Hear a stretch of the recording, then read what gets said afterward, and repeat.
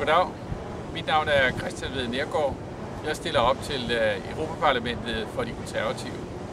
Du kan finde mig som nummer 2 på listen. Brug nu muligheden for at gå ned og stemme den 7. juni.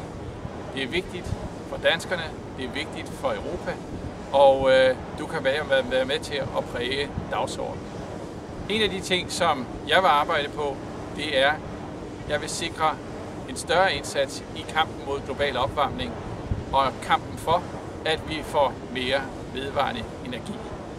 En af Danmarks allerstørste kompetencer er, at vi er gode til vindmøller. Vi har i mange år været verdensledende inden for produktion og opstilling af vindmøller. Og Danmark har sammen med resten af EU besluttet, at 20% af vores energi i 2020 skal komme fra vindmøller. Og det er et meget, meget vigtigt område, og vi skal satse på flere vindmøller både til lands og til vands.